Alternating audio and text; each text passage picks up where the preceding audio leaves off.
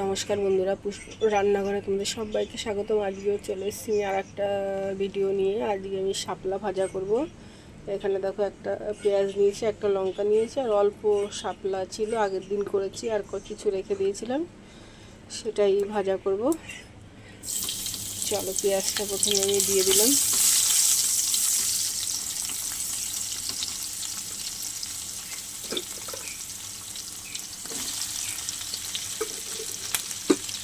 শাপলাটা আমি দিয়ে দিলাম।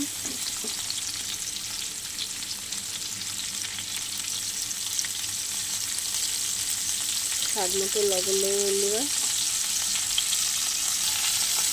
দিয়ে দিয়েছি হলুদ গুঁড়ো। বেশ এবার সুন্দর করে ভেজে নেবো।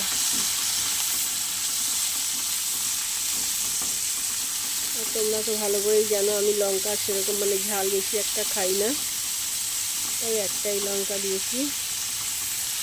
চলো এবার সুন্দর করে ভেজে নিই।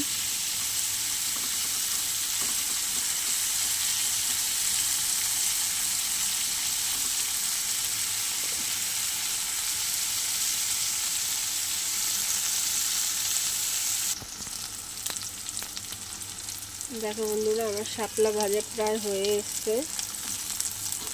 এবার আমি তুলে নেব। একদম শর্টকাটে শাপলা ভাজা করতে বেশি টাইমও লাগে না, আর অল্প শাপলা।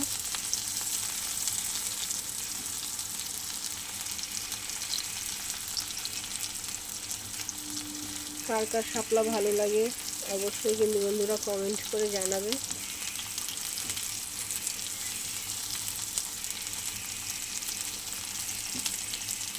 চলো বন্ধুরা, এবার আমি নামিয়ে নিই। আমার শাপলা ভাজা একদম হয়ে গেছে।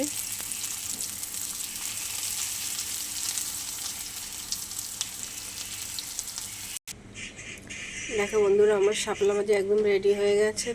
কেমন হয়েছে অবশ্যই কমেন্ট করে জানাবে। ভালো লাগলে লাইক কমেন্ট শেয়ার করে দেবে। আজকের মতো রাখুন, টাটা।